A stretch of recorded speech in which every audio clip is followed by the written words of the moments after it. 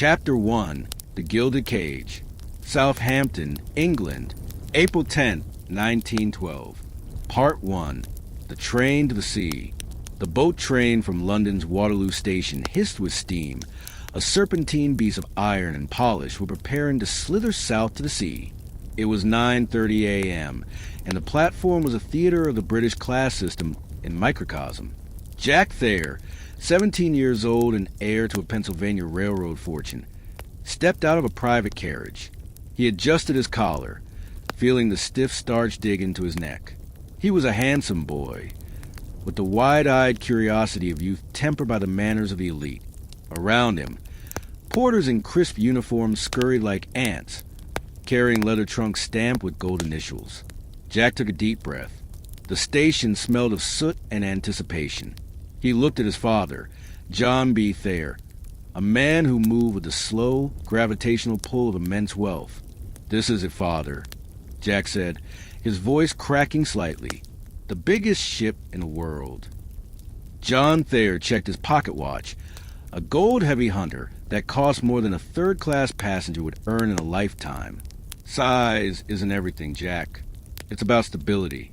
Commerce requires stability." They boarded the first-class carriage. The interior was upholstered in plush green velvet. A steward immediately appeared, offering tea and newspapers. As the train lurched forward, leaving the grime of London behind, Jack watched the English countryside blur past the window. Green fields, sheep, thatched cottages, all seemed so small, so quaint. He was heading towards something massive, something modern. 70 miles south, in the port city of Southampton, the atmosphere was less refined. It was chaotic. The docks were a labyrinth of shouting stevedores. Horse-drawn wagons piled high with crates of lettuce, champagne, and coal, and thousands of passengers trying to find their way through the maze. And rising above the slate roofs of the dockside warehouses were the funnels. They were yellow-orange, the White Star buff, topped with black. They were so large that a railway locomotive could drive through one with room to spare. There were 4 of them, though only 3 were functional. The 4th was a fake, added simply because the designers felt a 4-funnel ship looked more powerful, more safe. Violet Jessup, a 24-year-old stewardess, adjusted her bonnet as she navigated the crowded gangway. She was exhausted. She had just come off the Olympic, the Titanic's sister ship, and wasn't keen on joining this voyage. The weather was turning cold, and she had hoped for a rest. But the White Star Line paid well, and she had a family to support. She looked up at the side of the ship. It was a cliff face of riveted steel, painted a stark, matte black. Rows of portholes stared out like hundreds of unblinking eyes. "Same ship, different name," she whispered to herself, gripping her small satchel. Violet had a strange relationship with ships. She respected them, but she didn't trust them. She had been on board the Olympic when it collided with the HMS Hawk the previous year. She knew that steel could bend. She knew that even giants could bleed. She walked up the crew gangway, disappearing into the belly of the beast. Part 2. The fire down below. Deep in the bowels of the ship, far below the waterline, the air was already sweltering. It was a different world down here, a subterranean Hell's Cape lit by the orange glow of 29 massive boilers. Frederick Barrett, the lead stoker for Boiler Room 6, wiped cold dust from his eyes. He was a burly man, his muscles corded like ropes under a layer of sweat and grime. The noise was deafening. The roar of the furnaces, the clang of shovels against iron gratings, the shouting of men. "Keep her fed." Barrett roared at his trimming crew. "She's hungry today."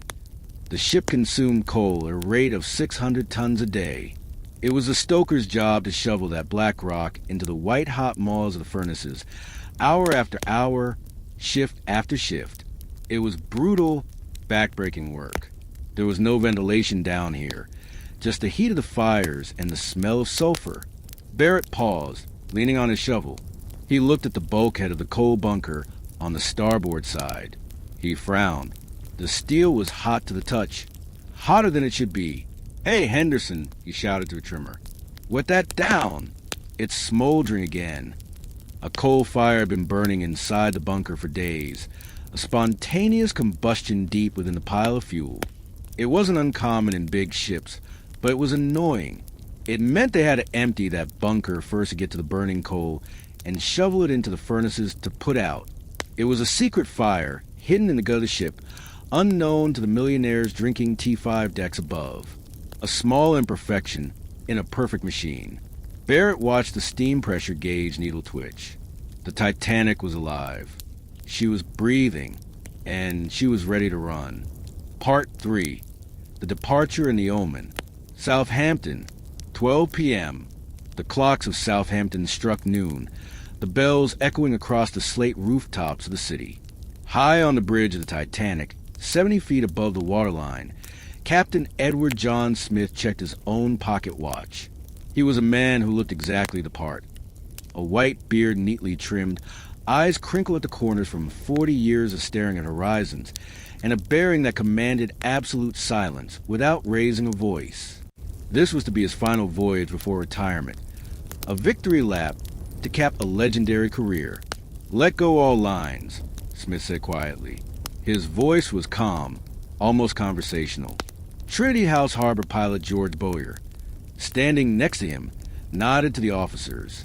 The order was relayed. Down on the quay. Heavy hemp ropes the thickness of a man's thigh were cast off the bollards and splashed into the dirty harbor water. The steam whistles on the funnels erupted, a deep, earth-shaking B-flat that vibrated in the chests of the thousands of spectators waving handkerchiefs on the pier. Below decks, the telegraphs rang. Slow ahead. The 3 massive propellers began to turn. The water around the stern churned into a milky white foam as the 46,000-ton Leviathan began to inch away from the White Star dock. The movement was imperceptible at first, a slow, majestic slide. The crowd cheered, a roar of excitement that matched the mechanical roar of the ship. But physics is a cruel mistress, and she does not care for pageantry. As the Titanic gathered speed, moving down the river test, she passed the dock where 2 other liners were moored side by side, the SS Oceanic and the SS New York. The New York was a smaller, older ship, rusting quietly, dwarfed by the passing giant. The sheer volume of water being displaced by the Titanic created a powerful hydrodynamic phenomenon known as the suction effect. The water between the moving Titanic and stationary New York was pulled away violently, creating a low-pressure vacuum. 12:10 p.m. A sound like a cannon shot cracked through the air. On the deck of the Titanic, passengers gasped and rushed to the rail. The cheering stopped instantly. Down on the dock, the heavy mooring cables holding the SS New York had snapped under the invisible strain. They whipped through the air like angry snakes, lashing back toward the quay, scattering terrified dock workers who dove for cover. Free of her restraints, the stern of a New York began to swing out into the channel, drawn inexorably toward the passing Titanic. Like a magnet, the suction was dragging the smaller ship into a collision course. "She's going to hit us!" A woman screamed from the promenade deck. On the bridge, Captain Smith didn't flinch. He saw the black hull of the New York drifting closer. 10 feet, 8 feet, 6 feet. The smaller ship was helpless, its stern swinging wildly toward the Titanic's steel flank. A collision here, minutes into the maiden voyage, would be a public relations catastrophe. It would end the trip before it began. "Stop engines," Smith ordered, his voice cutting to the rising panic on the bridge. Full astern. It was a gamble. Reversing the engines of a ship that size takes time. Momentum is a heavy thing to kill.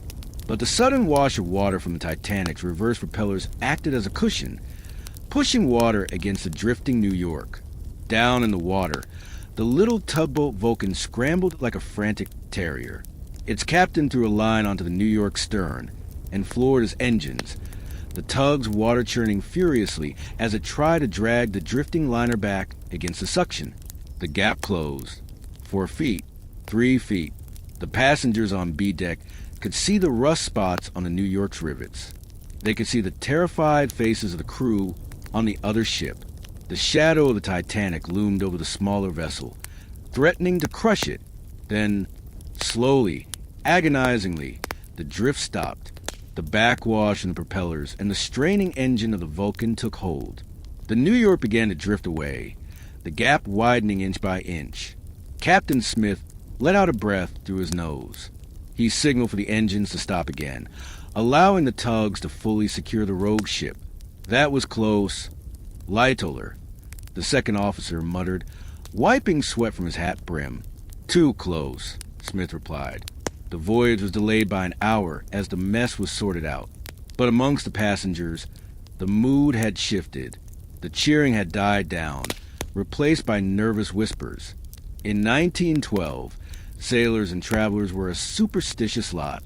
To nearly crash before leaving the harbor was the ultimate bad omen. Mrs. Renee Harris, a first-class passenger, leaned over the rail, watching the New York being tied up again. A stranger standing next to her, a man with a grim expression, shook his head. "It is a bad start," he said, staring at the black water swirling between the ships. "The voyage is cursed." Mrs. Harris laughed it off nervously, adjusting her fur stole. But the chill of the afternoon seemed to have deepened. The Titanic finally moved on, steaming past the Isle of Wight and out into the English Channel, leaving the safety of the land behind. She was heading for Cherbourg, France, to pick up more passengers, unaware that the sea had just fired a warning shot across her bow. Part 4. The Twilight of the Elite. Cherbourg, France. 6:30 p.m. The sun was setting as the Titanic dropped anchor in the harbor of Cherbourg. Because the ship was too massive to enter the shallow port, she had to wait offshore, a glowing city of lights floating in the twilight. Two tenders, the Nomadic and the Traffic, ferried the Continental passengers out to meet her. This was the arrival of the Gilded Age royalty. Boarding from the Nomadic was the richest man on the ship, and indeed, one of the richest men in the world, John Jacob Astor IV. He was 47 years old, with a heavy-lidded, sleepy look of a man who has never had to hurry for anything in his life. Beside him was his new wife, Madeline. She was 19, younger than Astor's own son. She was 5 months pregnant. Try to hide her small bump under expensive furs. The scandal of their marriage, the divorce, the age gap, had driven them out of New York society. They had spent months touring Egypt and Paris, waiting for the gossip to die down. Now, they were returning home aboard the finest ship ever built, hoping their grand entrance would silence the critics. Astor's Airedale Terrier, Kitty, trotted beside them on a leash, ignoring the frantic activity of the porters carrying Astor's luggage. And what luggage it was! It wasn't just suitcases. It was a migration of wealth. There were crates of antiques, trunks of Parisian couture gowns, cases of jewelry, and even a new Renault automobile stored in the cargo hold. As they stepped from the tender onto the Titanic's gangway, the ship's band began to play a waltz in the reception room. The air smelled of expensive perfume, cigar smoke, and fresh lilies. Waiters in crisp white jackets moved through the crowd with silver trays. "Welcome aboard, Colonel Astor. Welcome, Mrs. Astor." Madeline looked up at the grand staircase, with its wrought iron balustrades and the great glass dome overhead. It was illuminated by a chandelier that sparkled like a constellation of diamonds. "It's like a hotel, Jack," she whispered, awestruck. "It doesn't feel like a ship at all." "That is the point, my dear," Astor replied, guiding her toward the elevator. "It is a floating palace. The sea is merely the scenery." Far below them, in the third-class entrance, the scene was different. Olus Abelseth, a Norwegian laborer, shuffled aboard carrying everything he owned in a battered suitcase. He was heading to South Dakota to start a farm. He didn't see chandeliers. He saw clean linoleum floors and felt the warmth of the heaters. To Olus, who was used to the rough, open decks of smaller immigrant ships, the Titanic's third-class accommodations were luxurious. There were dining tables with white cloths. There was running water. He found his cabin, a small room with 4 bunks deep in the stern. He threw his bag on the bed and smiled. He was going to America, the land of promise. He touched the steel wall of the cabin. It felt solid. It felt safe. By 8 p.m., the tenders cast off. The Titanic weighed anchor, her lights blazing against a darkening sky. The engines thrummed to life again, the vibration humming through the steel bones of the ship. She turned her bow west toward Queenstown, Ireland, her final stop before the open ocean. Night fell over the channel. In the first-class smoking room, men in tuxedos played bridge and drank scotch, discussing politics and the stock market. In the boiler rooms, the stokers sang songs over the roared furnaces.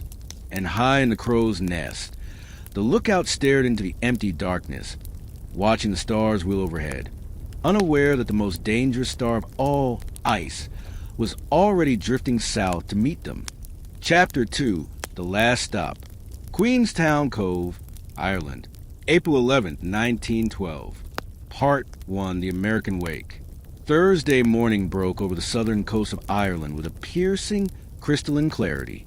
The gray overcast of Southampton and Cherbourg had vanished, replaced by a sky of fragile, pale blue. The headland of Roche's Point, with its white lighthouse standing like a sentinel, glowed in the morning light.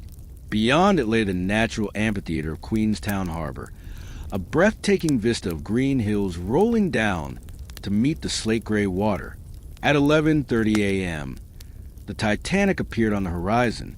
From the shore, she looked less like a ship and more like a tear in the fabric of reality, a monolithic black shape that blotted out the horizon. She did not enter the inner harbor. She was too deep, too massive for the shallow quays. Instead, she dropped her massive center anchor 2 miles offshore, the chain roaring through the hawse pipe with sound like thunder that echoed off the cathedral spire in the town above. On the quay, the atmosphere was a heartbreaking mixture of carnival and funeral. This was the American wake. In 1912, for an Irishman or woman to leave for America was effectively a death in the family. The cost of a ticket was a life savings. The journey was one way. Parents stood on the cobblestones weeping, clutching the hands of sons and daughters they knew, with grim certainty, they would never see again. They were sending their children to the land of gold, but the price was eternal separation. Eugene Daly, a 29-year-old weaver from County Westmeath, stood on the tender America, his Uilleann pipes tucked under his arm. He wore a thick woolen coat, scratching at his neck. Around him, 120 brave souls crowded onto the deck of the small ferry. They were the third class, the lifeblood of the White Star Line's profit margin. They carried their lives in tied-up bundles and battered suitcases, rosary beads, warm socks knitted by grandmothers, photographs of the cottages they were leaving behind.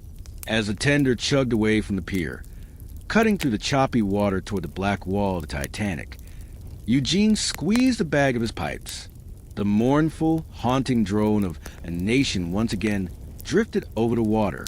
The sound cut through the noise of the steam engines. On the pier, the weeping intensified. On the tender, men took off their caps. It was a dirge for a life left behind. Part 2, The Lucky and the Damned. Aboard the Titanic, the arrival of the tenders was a spectacle for the first-class passengers.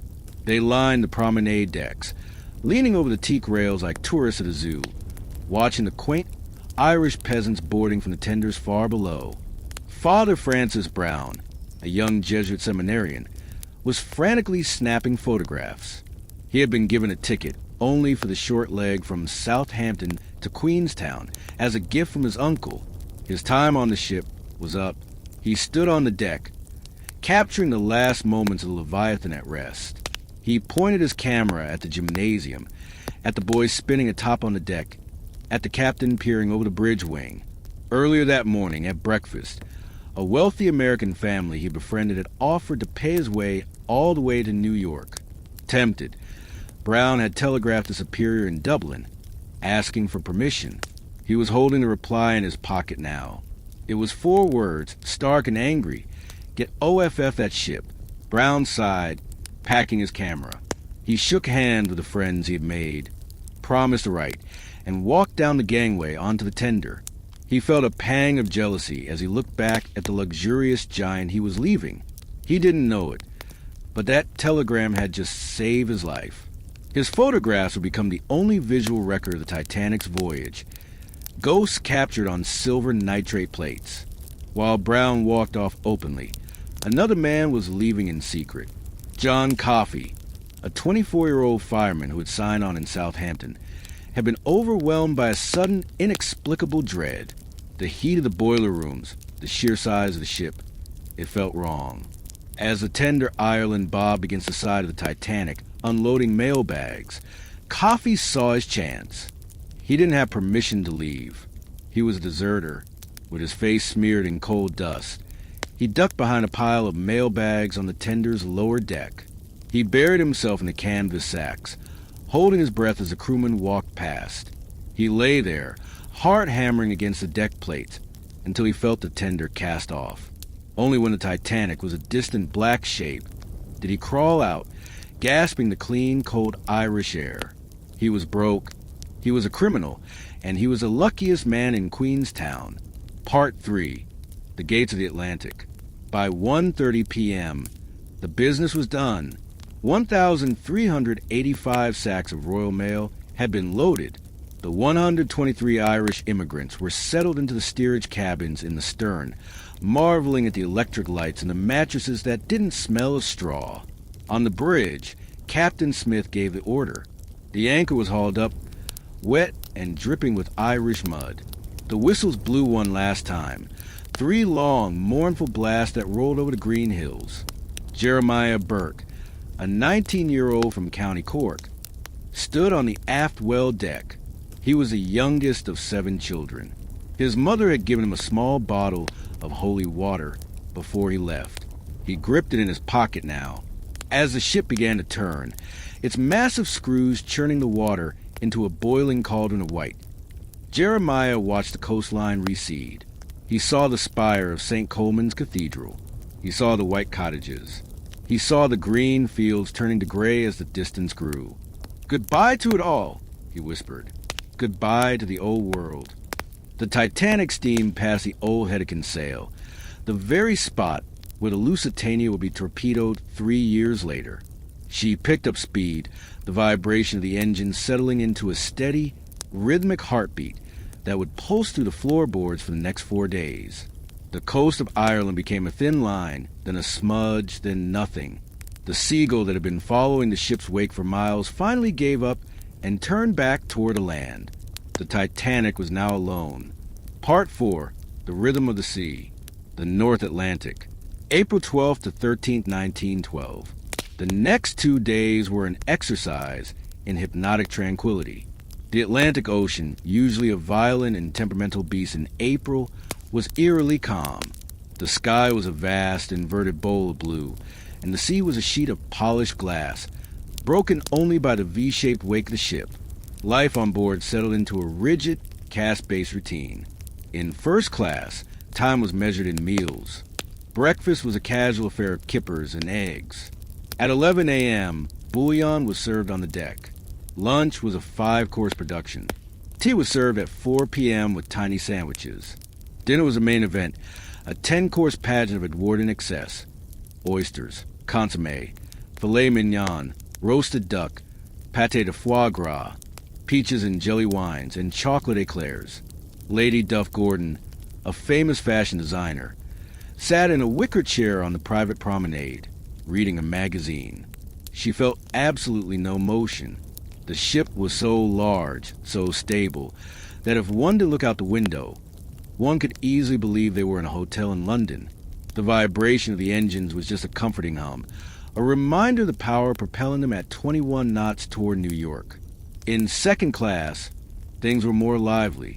The library was full of school teachers and clergymen debating the issues of the day: suffrage, the situation in Ireland, the new presidency. In the dining saloon, the food was excellent, indistinguishable from first class on most other ships. In third class, deep in the stern, the party never stopped. In the general room, Eugene Daly played his pipes. A young man played a fiddle. People danced on the linoleum floors, Irish jigs, Swedish polkas, Italian tarantellas. It was a cacophony of languages and laughter. They were packed forward to the cabin, but the hope in the air was palpable. They were young, they were leaving poverty behind, and they were on the greatest ship in the world. Sunday, April 14th, 9 a.m., the weather began to change. The temperature dropped. The warm breeze that followed them from Ireland was replaced by a sharp, biting wind from the north.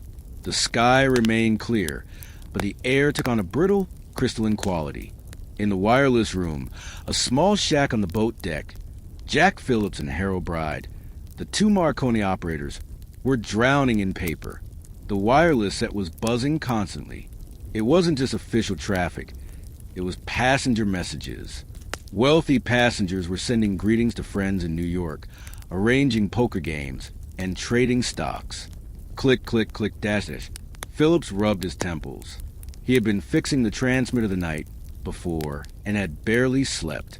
He grabbed the next message from the stack. Then, a different signal cut through the chatter. It wasn't a passenger message. It was a service message from the Coronia, another ship in the area. Captain Titanic. Westbound steamers report bergs, growlers, and field ice in 42N to 41.25N. Phillips typed it out quickly. Ice. It was common in April. He put the message in a folder marked for bridge and went back to sending a message for a stockbroker about the price of oil. He didn't know it, but the pieces of the trap were beginning to snap into place. The invisible enemy was waiting in the dark. Chapter 3. The Cold Front. The North Atlantic. Sunday, April 14th, 1912. Part 1. The Sabbath at Sea. Sunday morning dawned with deceptive, brilliant beauty. The Atlantic Ocean was a vast, undulating sheet of polished steel, reflecting a sun that felt distant and weak. There was no white water, no cresting waves, only the long, lazy swell of the deep ocean breathing beneath the keel. Inside the ship, the rhythm of the day was dictated not by the sea, but by God.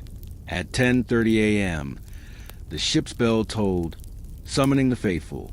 In the first-class dining saloon on D-deck, the tables had been cleared of breakfast silver.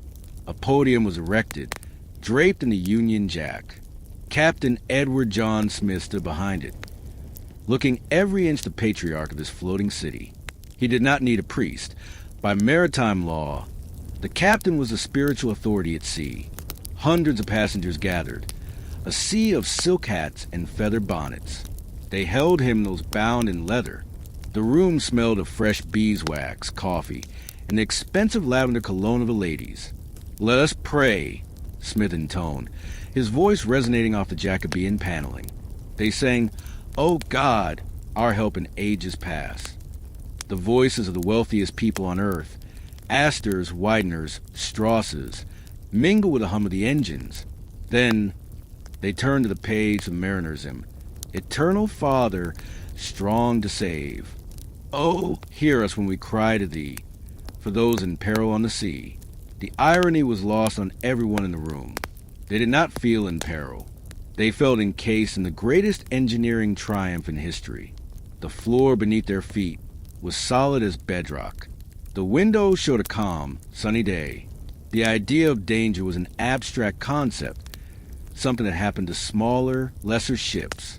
Second Officer Charles Lightoller stood at the back of the room, observing. He was a tough, wiry seaman who had survived shipwrecks and cyclones in the Indian Ocean. He listened to them and felt a strange sense of peace. The Titanic was handling beautifully. She was a good ship, steady and responsive. He checked his watch. The service would end soon, and he would have to calculate the noon position. They were making excellent time. Below decks, in the third-class common room, Father Thomas Biles was holding a different kind of service. There were no leather hymnals here, only rosary beads worn smooth by worry. He spoke in English, French, and German. Hearing confessions from men who had sinned in the old world and wanted to enter the new one with clean souls. The room was packed, warm, and smelled of wool and humanity.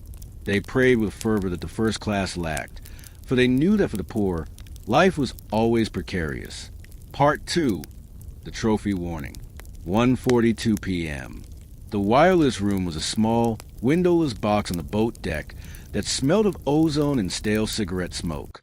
The spark gap transmitter hissed and cracked like a trapped lightning bolt, a noise so loud that the operators, Jack Phillips and Harold Bride, were permanently partially deafened. They were exhausted. The equipment had broken down the day before, and they had spent 7 hours hunting for a short circuit in the mass of wires, sleepless and stressed. Now, they were playing catch-up, frantically typing out messages for passengers who wanted to tell New York they would be arriving early. Dit-dit-dit-da. A message broke through the chatter. It was from the Baltic, another White Star liner steaming east. Captain Smith, Titanic. Greek steamer reports passing icebergs and large quantities of field ice in latitude 41.51 N, longitude 49.52 W. Phillips typed it out, his fingers flying. This was specific. This wasn't just ice somewhere. This was coordinates. This was a minefield. He handed the message to a runner, who took it to the bridge. Captain Smith read it. He didn't plot the coordinates on the chart immediately. Instead, he did something that would haunt historians for a century. He walked onto the promenade deck and found Bruce Ismay, the company chairman. Ismay was holding court with a group of admirers. Smith handed him the telegram, without a word. Ismay read it, his eyebrows raising. Ice. Lots of it. But Ismay didn't see a warning. He seen a trophy. A message from the Baltic. Meant they were in communication range. It proved the Titanic's superior technology. Instead of returning the message to the bridge so the officers could post it for the night watch, Ismay folded the telegram and put it in his pocket. Later that afternoon, Ismay was seen showing the message to Mrs. Emily Ryerson and Mrs. Marion Thayer, waving the paper like a party favor. "We are in among the icebergs," Ismay boasted, smiling. "We shall set the engines at full speed and get out of it." To Ismay, the ice was just another obstacle to be conquered by speed and steel. The telegram remained in his pocket for 5 hours, kept away from the officers who needed to see it. By the time Smith asked for it back that evening, the sun was already beginning to fail. Part 3. The drop, 5:50 p.m. The change happened fast.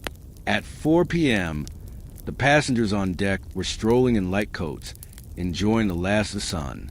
By 5:30 p.m., the air turned vicious. The temperature plummeted from 43 degrees Fahrenheit to 33 degrees Fahrenheit in 2 hours. The Titanic had crossed an invisible thermal boundary.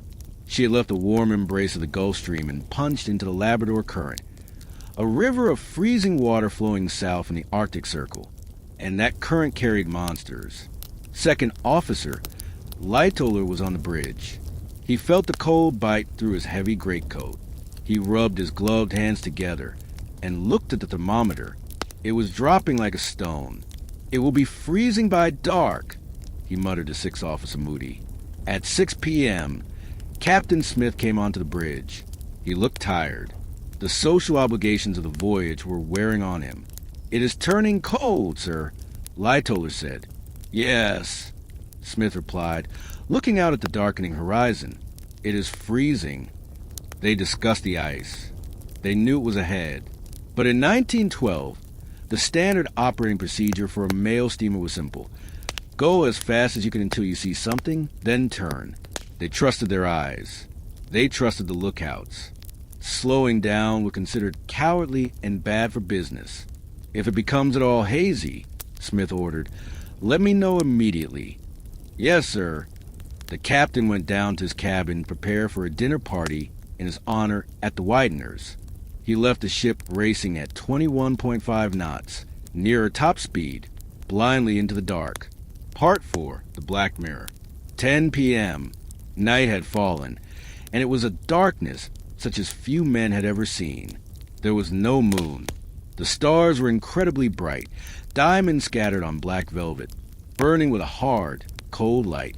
But their light provided no illumination for the sea. The ocean was terrifyingly calm. Because there was no wind, there were no waves. Because there were no waves, there was no breaking water. Usually, when waves hit the base of an iceberg. They create a ring of white foam, a phosphorescent warning collar that lookouts can spot from miles away. Tonight, the water was like a black mirror. It simply swallowed the light. An iceberg would not look like a white mountain. It would look like a black hole, a silhouette of absence against the stars. High in the crow's nest, Frederick Fleet and Reginald Lee were suffering. They were exposed to the full force of the 22-knot freezing wind. Their eyes were streaming with tears from the cold, blurring their vision. They had a problem. At Southampton, a last-minute officer change had occurred.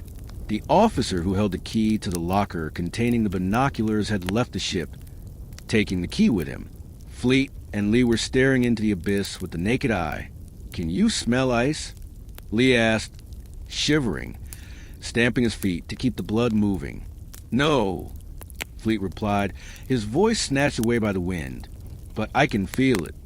Down in the wireless room, the tragedy of errors was reaching its climax. At 10:55 p.m., the Californian, a small freighter that had stopped for the night because of the ice field, tried to warn the Titanic. The Californian's operator, Cyril Evans, tapped out a loud, close message. "Say, old man, we are stopped and surrounded by ice." Jack Phillips, the Titanic's operator, was exhausted. He was frantically trying to clear a backlog of messages to the relay station at Cape Race. The signal from the Californian blasted into his ears, deafeningly loud because the ships were so close. Phillips snapped. He tapped back sharply. "Shut up. Shut up. I am working Cape Race." It was a rude dismissal, born of stress. On the Californian, Cyril Evans listened to the rebuke. He was tired, too. He looked at the clock. It was 11:30 p.m. He turned off his radio, took off his headphones, and went to bed. The Titanic was now deaf to the world. Part 5. The Last Moments of Peace. 11:35 p.m. The ship was sleeping. Most of the passengers had retired. The first-class smoking room was still occupied by a few die-hard card players, swilling scotch and soda. The engines were humming a lullaby, a deep, reassuring thrum that vibrated to the pillows of 2,200 people. In the galley, bakers were kneading dough for the morning's bread. In the hospital, a steward sat with a sick passenger. In the cargo hold, the Renault car sat strapped to the floor. First Officer William Murdoch stood on the bridge wing. He was a good man, a careful seaman. He peered into the darkness, his eyes straining. He saw nothing but the horizon, a blurry line where the black sky met the blacker sea. He didn't know that half a mile ahead, a massive object, estimated to be 100,000 tons of ancient ice, was drifting silently into his path. It had calved from a glacier in Greenland 3 years ago. It had traveled thousands of miles for the specific appointment. High above, Frederick Fleet squinted. He saw something, not a white shape, but a blockage, a patch of the sky where the stars had disappeared, a blackness darker than the night. It was growing larger. Fleet's heart hammered. He grabbed the lanyard of the warning bell. Clang, clang, clang. 3 strokes. The signal for object dead ahead. He snatched the telephone handset. "Is there anyone there?" he screamed. Sixth Officer Moody answered calmly from a bridge. "Yes, what do you see?" "Iceberg, right ahead." "Thank you." Moody turned to Murdoch. "Iceberg, right ahead, sir." Murdoch didn't hesitate. He barked the order that would decide the fate of 2,200 souls. Hard, a starboard. He grabbed the engine telegraph handles and slammed them. Stop. Full astern. Then he hit the switch to close the watertight doors. Below the waterline, the bell rang in the engine room. Engineers looked up in shock. The massive steel shaft reversed. The rudder swung over. For 37 agonizing seconds, the Titanic continued to rush forward, her momentum carrying her toward the Black Mountain. The bow began to turn, slowly, sluggishly. On the bridge, Murdoch held his breath. He watched the bow swing left. "We're going to miss it," he thought. "We're going to clear it." The bow passed the ice. The dark mass slid along the side of the ship, towering above the boat deck. Then a sound, not a crash, not a bang, but a grinding, tearing screech, like a giant knife being dragged across a dinner plate. It lasted for 7 seconds. The iceberg didn't punch a hole. It buckled the plates. It popped the rivets. It opened a slit in the Titanic's belly like a zipper, exposing the first 5 compartments to the sea. The ice passed astern and disappeared into the night. The ship kept moving for a moment, then slowed, then stopped. Silence returned to the North Atlantic. But deep below, the sound of rushing water had begun. Chapter 4, The Mathematical Certainty. The North Atlantic. April 14th, 11:40 p.m. April 15th, 12:15 a.m. Part 1, The Sound of Silence. The collision itself was not the terrifying, ear-splitting crash that one might expect from 46,000 tons of steel meeting an immovable object at 21 knots. For the vast majority of the passengers, it was barely an event at all. In the first-class smoking room, the vibration was so slight that it barely caused the scotch in the crystal tumblers to tremble. The 4 men playing bridge paused for a moment, looking at one another with mild curiosity, before Silver King, a wealthy New Yorker, shrugged and dealt the next card. To them, it felt like the ship had simply rolled over a heavy wave or perhaps dropped a propeller blade. It was a nuisance, not a catastrophe. However, deep in the forward sections of the ship, the sensation was far more violent. In the steerage cabins of the bow, the impact sounded like the tearing of a massive sheet of calico, a grinding screech that vibrated through the steel bunk beds and threw sleeping men to the floor. Lawrence Beasley, a science teacher in second class, lay in his bunk reading. He felt no shock, but he noticed a strange sensation. The mattress beneath him seemed to sway slightly, not with the rhythm of the sea, but with a sudden, jarring halt. Then, the most terrifying sound of all washed over the ship. Silence. The deep, rhythmic thrum of the reciprocating engines, a heartbeat that had been their constant companion since Queenstown, shuddered and died. The sudden quiet was heavy and suffocating. It woke more people than the collision ever did. On the promenade deck, passengers began to drift out of lounges, wrapping their coats tight against the biting cold. They walked to the rail and looked down. There was no damage visible above the waterline. The sea was calm and black. But on the forward well deck, steerage passengers were already playing with chunks of ice that had fallen from the berg, kicking them around like soccer balls, laughing at the novelty of it. They threw snowballs at each other, delighting in the strange midnight winter, completely unaware that the ice they were holding was the debris of their own destruction. They were standing on a grave. Part 2, The Bleeding Heart. While the passengers laughed, the ship was bleeding to death in the dark. Captain Smith, having rushed the bridge immediately after the impact, ordered a sounding of the ship. He summoned Thomas Andrews, the ship's designer. Together, the 2 men, the one who commanded the Giant and the one who built her, descended into the bowels of the vessel to see the truth. What they found was a nightmare unfolding in real time. They went down the crew's stairways, the air growing hotter and thicker as they descended. In the F-deck corridor, they found the mailroom clerks working in a panic. The mailroom was flooding. Water was not seeping in. It was roaring in, swirling around the clerks' knees as they frantically tried to drag sacks of registered mail up the stairs to safety. The water was green and freezing, carrying with it the smell of the deep ocean. It was rising inches by the minute. They went lower. In the squash court on G-deck, the water was already lapping at the viewing gallery. The rackets and balls were floating in a dark, swirling soup. The damage was catastrophic. The iceberg had not punched a single hole.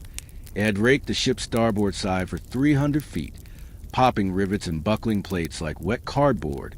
The watertight compartments were filling one by one. The Titanic was designed to stay afloat with any 2 of her 16 compartments flooded, or even the first 4. But the sounding revealed the impossible. The first 5 compartments were breached. The forepeak, number 1 hold, number 2 hold, number 3 hold, and boiler room 6 were all taking on water. The weight of the water in the bow was already dragging the ship's nose down. As the bow dipped lower, the water would spill over the tops of the watertight bulkheads into the next compartment, and then the next and the next, like an ice cube tray being filled from one end. It was a chain reaction that could not be stopped. Part 3. The calculation. At 12 a.m., 20 minutes after the collision, Captain Smith and Thomas Andrews stood in the chart room just behind the bridge. The room was brightly lit, a sanctuary of maps and instruments. Andrews unrolled the ship's general arrangement plans on the table. His face was pale, his usually calm demeanor replaced by a look of devastating sorrow. He held a red pencil in his hand. Smith watched him, his face a mask of stoic dread. "How long have we got?" the captain asked. His voice was steady, but his eyes betrayed the terror of a man who realizes his legacy has just turned into a graveyard. Andrews did the math quickly. He calculated the rate of intake, the volume of the compartments, and the trim of the ship. The numbers were absolute. Physics does not negotiate. "She is made of iron, sir," Andrews said softly, staring at the blueprints of his masterpiece. "She will sink." Smith asked if the pumps could handle it. Andrews shook his head. The pumps could move tons of water an hour, but the sea was pouring in tens of thousands of tons. It was like trying to empty a bathtub with a teaspoon while the tap was running full blast. "She will pivot," Andrews explained, using his hands to demonstrate. "The bow will go down. The stern will rise." And then he trailed off. "An hour," Andrews whispered. "Maybe an hour and a half. 2 at the most." Part 4. The quiet alarm. The realization hit Smith like a physical blow. 2 hours. There were 2,224 people on board. The lifeboats, due to outdated maritime regulations at base capacity on tonnage rather than passengers, could only carry 1,178. That was barely half. And that was assuming every boat was launched perfectly full, a feat that was nearly impossible in the chaos of a sinking. Smith realized in that moment that over 1,000 people were going to die.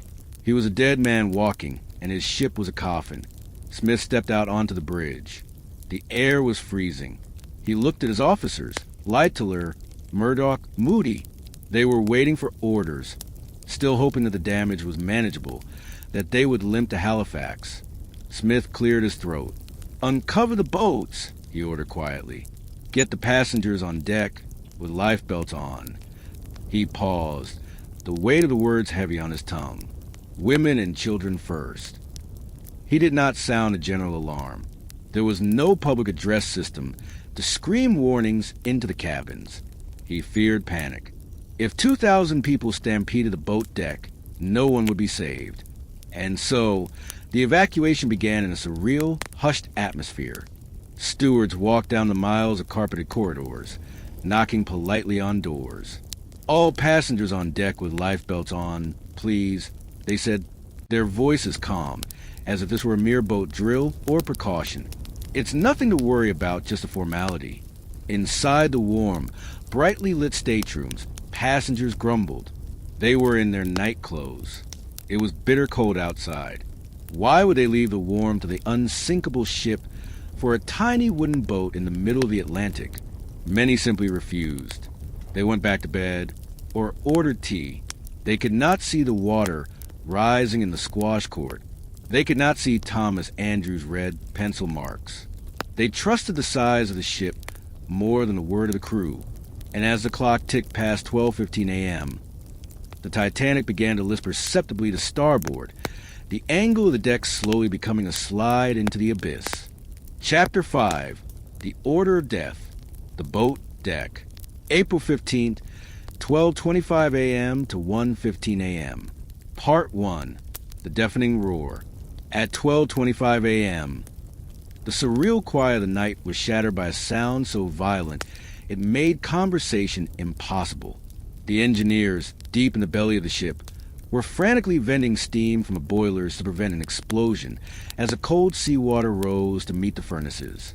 The steam roared out of the escape pipes on the funnels with a shrieking, banshee wail that battered the eardrums of everyone on the boat deck. It was a chaotic, industrial scream that terrified the passengers more than the tilt of the deck. Officers had to scream directly into the ears of the crew just to be heard. Hand signals replaced orders. The confusion was absolute. Under the glare of the electric lights, the scene on the boat deck was a study in hesitation. The lifeboats were swung out on their davits, hanging over the black abyss of the Atlantic. But they were empty. The order women and children first had been given, but it was being met with stubborn resistance. To the passengers standing on the solid, brightly lit deck, the idea of climbing into a small, fragile wooden boat and being lowered 60 feet into the freezing dark seemed insane. The Titanic still felt safe. She was massive, warm, and barely leaning. The lifeboats looked like toys. Second Officer Charles Lightoller, in charge of the portside evacuation, stood by lifeboat number 4. He was a man of rigid discipline. Shouting over the roar of the steam, women and children stepped forward. He looked at the faces of the first-class women wrapped in mink and ermine over their silk nightgowns, clutching jewelry boxes and Pomeranians. They stared back at him with a mixture of annoyance and disbelief. They didn't want to go.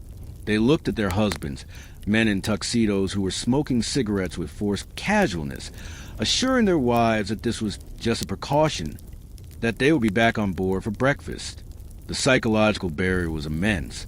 The human mind simply refused to accept that the unsinkable ship was dying. Part 2, the empty seats. Because of this hesitation, the first boats left with a criminal amount of empty space. Lifeboat number 7, the first to be lowered at 12:40 a.m. on the starboard side, had a capacity of 65 people. It touched the water, carrying only 28. It was a tragedy of caution and incompetence. The officers, afraid the davits would buckle under the weight of a full boat, a fear that was unfounded. The davits had been tested to hold fully loaded boats, were hesitant to fill them. They thought they could row the boats to the gangway doors below and pick up more passengers later. But those doors were never opened, and the boats never came back. As boat number 7 hit the water, the passengers looked up from the waterline. The Titanic looked terrifyingly huge, a wall of steel rising into the stars. But they noticed something that the people on deck could not see. The waterline was wrong. The rows of lighted portholes were dipping closer to the sea at the bow. The name Titanic was already half submerged. The propellers were beginning to lift out of the water at the stern. The giant was tipping. Part 3, the soundtrack of the abyss. In the midst of this growing panic, a surreal element was added to the nightmare. Wallace Hartley, the ship's bandmaster, gathered his 7 musicians in a first-class entrance near the grand staircase. They brought their cellos, violins, and the piano. They wore their life belts over their heavy coats. Hartley knew their job was not to save bodies, but to save minds. They needed to prevent a stampede. They began to play. They didn't play mournful hymns, not yet. They played ragtime. They played Alexander's Ragtime Band and popular waltzes from London shows. The upbeat, syncopated rhythm bounced off the wood paneling and drifted out onto the freezing deck. It was a grotesque, beautiful juxtaposition. Passengers who were on the verge of hysteria heard the familiar, happy music and calmed down. It normalized a horror. If the band is playing, they thought, how bad can it be? The musicians played with frozen fingers, their breath steaming in the air, standing on a floor that was slowly tilting beneath their feet. They were the bravest men on the ship. They played not for tips, but for dignity. Part 4, the tale of 2 officers. As the tilt increased and the reality of the sinking set in, the evacuation became a tale of 2 different philosophies enforced by 2 different men. On the port side, Second Officer Lightoller interpreted the order women and children first as women and children only. He stood at the gunwale like a gatekeeper. If there were empty seats in the boat and no women stepped forward to fill them, he lowered the boat with empty seats rather than let a man on board. He physically blocked men from entering. Even pulling a boy out of the boat, because he judged him to be old enough to be a man. His strict adherence to a moral code would sentence many men to death who could have been saved. On the starboard side, First Officer William Murdoch took a different approach. He interpreted the order as women and children first, then men if there is room. He was pragmatic. When the women were loaded and seats remained, he waved men in. "Any more ladies?" he would shout. "No?" "Then jump in, men." Because of Murdoch, many third-class men, and even some crew members survived the night. He worked with frantic, quiet efficiency, launching boats faster than Lightoller, knowing that time was the only currency that mattered. Part 5, The Great Divide. While the first-class passengers debated whether to board the boats, a different struggle was happening below. The third-class passengers were not hesitant. They were trapped. The Titanic was segregated by tall steel gates, floor-to-ceiling barriers designed to keep the immigrants away from the elite due to American health regulations. In the chaos, no one had thought to unlock them all. Hundreds of families, Irish, Swedish, Syrian, Italian, were milling around the corridors of E-deck and F-deck, confused and terrified. They carried their entire lives in bundles on their backs. They could hear the commotion above, the screech of the winches, the music of the band, but they couldn't get to it. Some stewards, following orders to keep them back until the first class was loaded, stood guard at the gates. Other stewards tried to help, leading groups through the labyrinth of the ship's galleys and vegetable pantries to emergency ladders. But the language barrier was lethal. A steward shouting instructions in English meant nothing to a family who spoke only Arabic. As the bows sank lower, the water began to reach these lower decks. It seeped under the doors and trickled down the stairs. The panic began to set in. Men threw themselves against the steel gates, shaking them, screaming for them to be opened. Mothers held babies high above the crushing crowd. They were rats in a maze that was filling with water. Part 6, The Long Goodbye. By 1 a.m., the playfulness was gone. The Titanic was noticeably sinking. The bow was well underwater. The forward well deck was submerged. The slant of the deck was steep enough that walking toward the stern was an uphill climb. The realization hit everyone at once. There are not enough boats. The separations began. These were the moments that would scar the survivors forever. Husbands kissed their wives, holding them for a frantic second longer than allowed, whispering promises they knew they couldn't keep. Fathers held their sleeping children, smelled their hair one last time, and then handed them over the rail into the waiting arms of strangers in the boats. Ida Strauss, the wife of Isidore Strauss, the owner of Macy's department store, stepped into lifeboat number 8. She looked up at her husband of 40 years standing on the deck. He was an old man, watching her with a gentle smile. She looked at the boat, then at him. She stepped back out onto the deck. "No," she said. "Please, Ida," Isidore pleaded. "Get in the boat." "We have been living together for many years," Ida said, taking his arm. "Where you go, I go." The officer in charge, recognizing Isidore's status, offered him a seat. "I am sure no one would object to an old gentleman like yourself, Mr. Strauss." Isidore shook his head. "I will not go before the other men." They sent Ida's maid in the boat instead, giving her Ida's fur coat. "I won't need it anymore," Ida said. Then the old couple walked away from the boats. They sat on a pair of deck chairs near the gymnasium, holding hands, waiting for the end together. At 1:15 a.m., the water reached the nameplate under the bridge. The speed of the sinking was accelerating. The unsinkable ship was now groaning, the steel frames twisting under the immense strain. The band played on, shifting from ragtime to more somber waltzes. And in the dark water off the bow, the first funnel loomed like a falling tower, ready to crush the tiny lifeboats paddling frantically away from the vortex. Chapter 6, The Final Plunge. The North Atlantic. April 15th, 1:45 a.m. to 2:20 a.m. Part 1, The Angle of Doom. By 1:45 a.m., the Titanic was no longer a ship. She was a steep, slick mountainside of steel and teak. The angle of the deck had become severe enough that walking towards the stern was a physical impossibility without pulling oneself up along the handrails.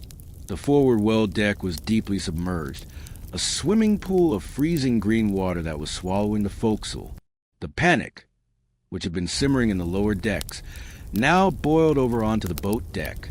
The last of the wooden lifeboats, Collapsible D, was being loaded, and the veneer of Edwardian chivalry finally cracked. A cordon of crew members locked arms around the boat, their faces grim, pushing back a surging crowd of men who had realized too late that there were no more seats. Second Officer Lightoller, standing in the boat to help load women, pulled his revolver from his coat pocket. He didn't fire it, but the sight of the dull steel in the moonlight froze the crowd just enough to get the boat away. As it lowered, two men jumped from the deck above, crashing into the bottom of the boat, sobbing with the desperation of survival. High above on the roof of the officers' quarters, the struggle for the last two rafts, Collapsibles A and B, was a scene of chaotic futility. These boats were not hung on davits. They were lashed to the roof, heavy and awkward. Crewmen, including Harold Bride, the wireless operator, hacked at the ropes with knives, trying to push the heavy boats down to the deck on improvised ramps of oars. But the angle of the ship was too steep. Collapsible B flipped over, landing upside down on the deck. There was no time to right it. The ocean was coming to meet them. The water was not rising anymore.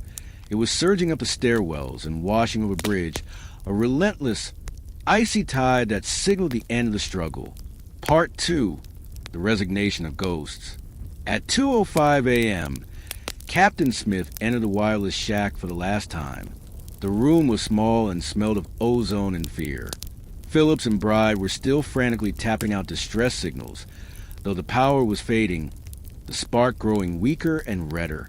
"Men," Smith said, his voice heavy with exhaustion, "you have done your full duty. You can do no more. Abandon your cabin. Now it's every man for himself." He turned and walked out onto the bridge, a captain without a command, wandering alone into the darkness to meet his ship's fate. He was never seen clearly again, vanishing into the rising water, as a symbol of the old world's failure. Deep in the first-class smoking room, a different kind of resignation was taking place. Thomas Andrews, the architect who had drawn the lines of the Titanic's hull, stood alone by the fireplace. He had taken off his life belt and laid it on a table. The room was empty, save for the untouched drinks left by fleeing passengers. The lights were still burning, casting a warm, golden glow on the mahogany paneling. Andrew stared at a painting above the mantel, the approach to the new world depicting Plymouth Sound.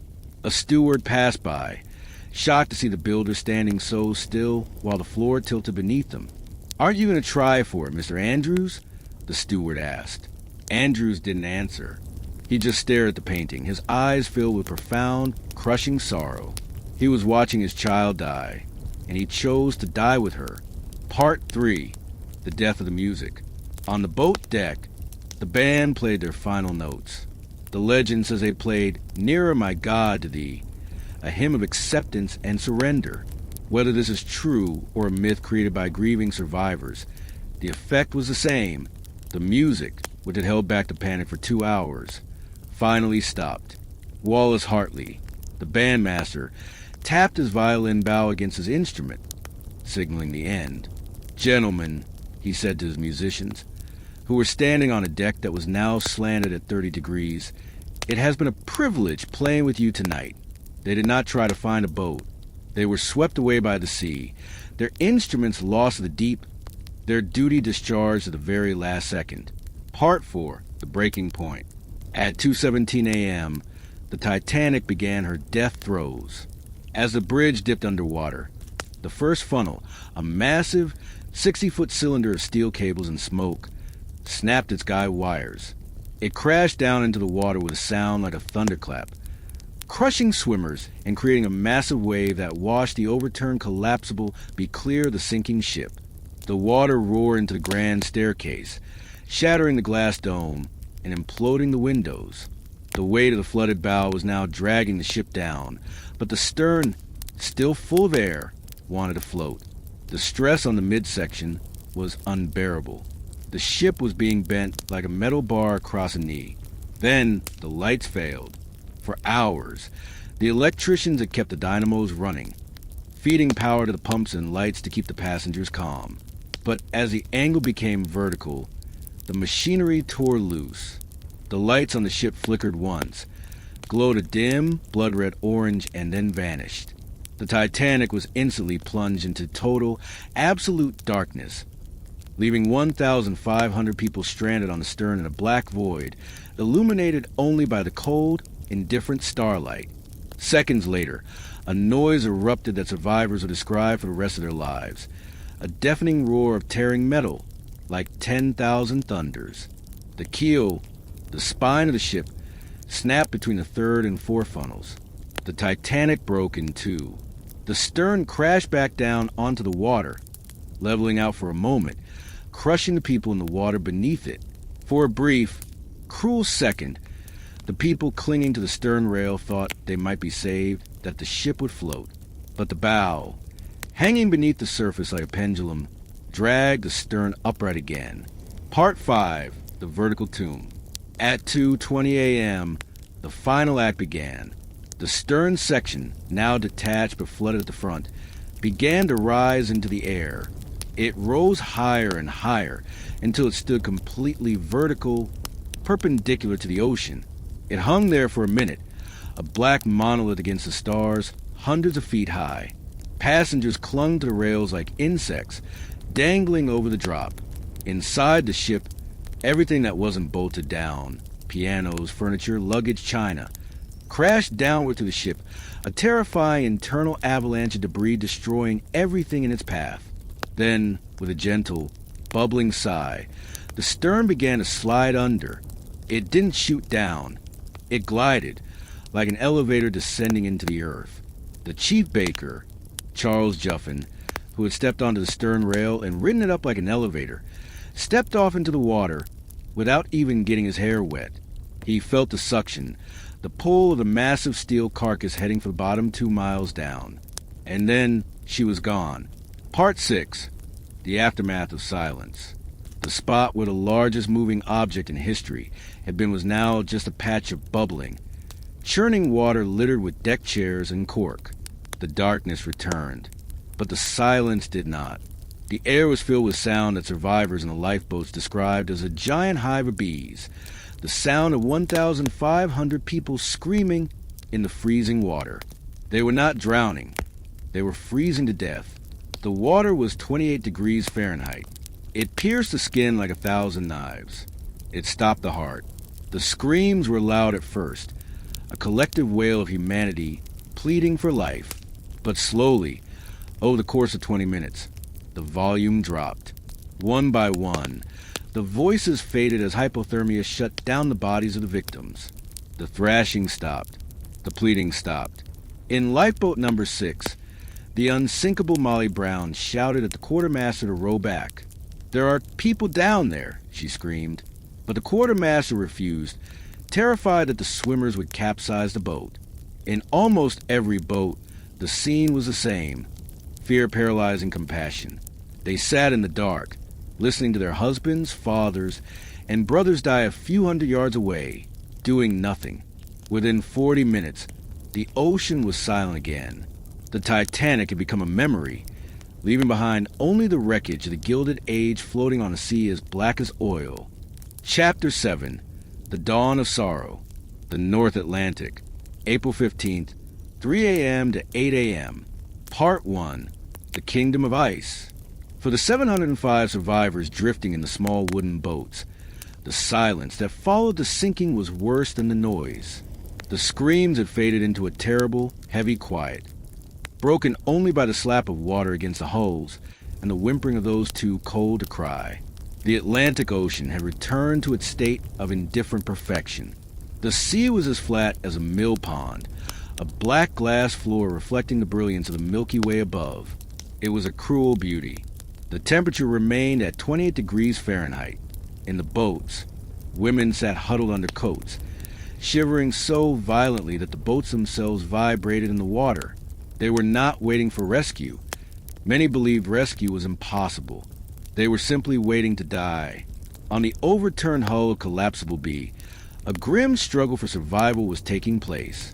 30 men, including Second Officer Lightoller and the wireless operator Harold Bride, were balancing precariously on the slick, wet bottom of the boat. It was slowly sinking as the air pocket beneath it leaked away. The water washed over their feet and knees, threatening to drag them into the freezing depths.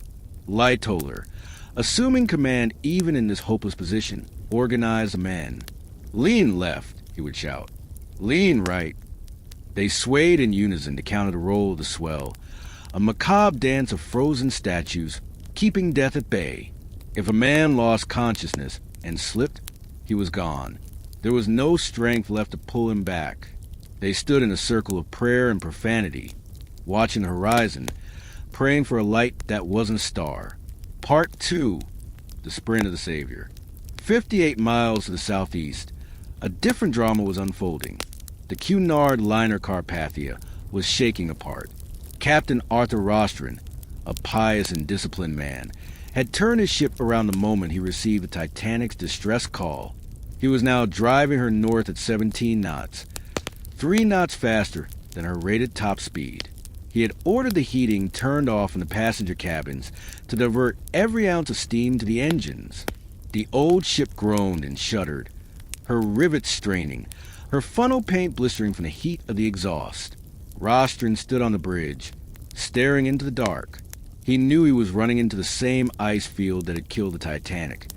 But he didn't slow down. He posted extra lookouts, prayed to God, and kept the throttle wide open. Rostron was preparing his ship for a triage operation of massive scale. He ordered his crew to prepare hot coffee, soup, and blankets. He had the ship's doctor set up emergency stations in the dining saloons. He ordered nets and lights rigged along the side of the hull. He even ordered the lifeboats on his own ship to be swung out, ready to launch if needed. He was a man possessed by a singular mission, to beat the clock. He knew the water temperature. He knew that every minute he delayed was a death sentence for someone in the water. He didn't know the Titanic had already foundered. He thought he was racing to save a damaged ship. He was racing to a graveyard. Part 3, The Green Star. At 3:30 a.m., in lifeboat number 2, Fourth Officer Boxall struck a match.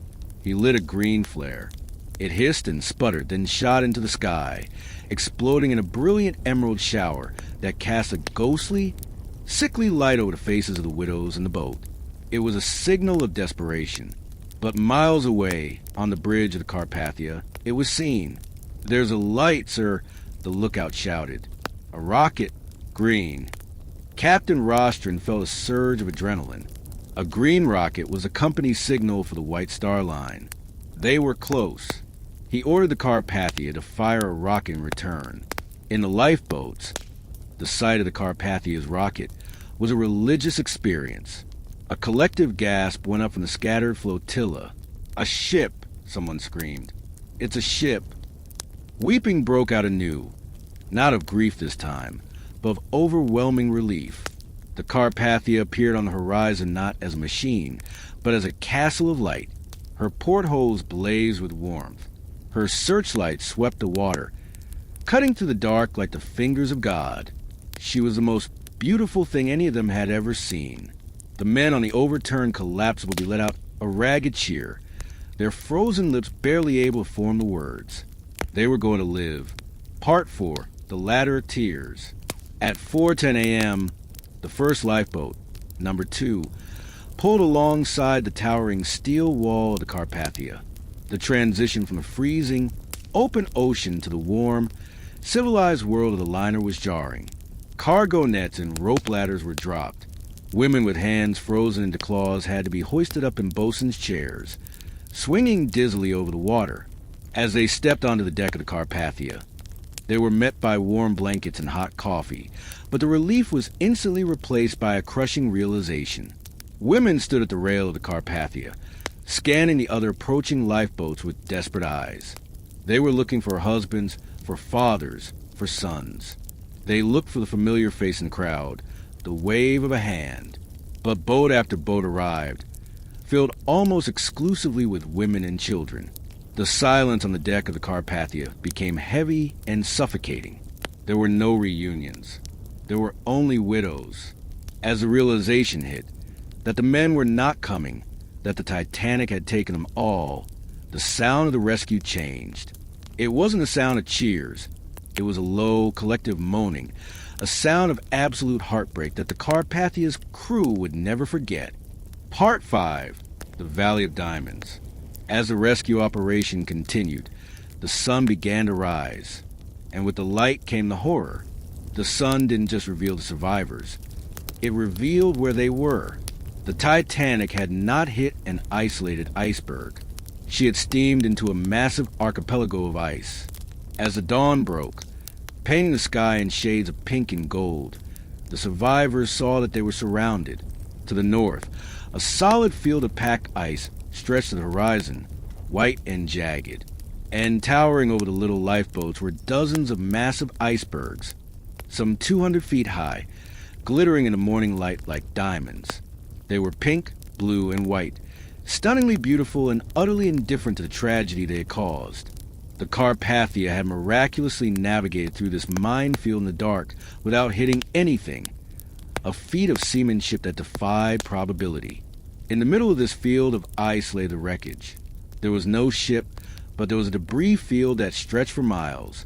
Deck chairs, cork lifebelts, pieces of wood paneling, and letters floated in the calm water. And amongst the debris were the bodies. Hundreds of them. They bobbed in their white lifebelts, heads thrown back, frozen in the position of sleep. The Carpathia's passengers lined the rails, weeping at the sight. Captain Rostron, realizing the trauma this would cause, ordered the ship to turn away from the bodies. He could not pick them up. He had 705 survivors to care for, and his ship was already overcrowded. He had to leave the dead to the Atlantic. Part 6, The Shame of the Living. At 8:30 a.m., the last survivors were brought aboard. Among them was Bruce Ismay, the chairman of the White Star Line. He was hauled up in a bosun's chair, trembling, his hair white, his eyes staring at nothing. He had survived while 1,500 people, including his employees and his customers, had died. As he walked through the crowd on the deck, a path cleared for him. No one spoke to him. No one touched him.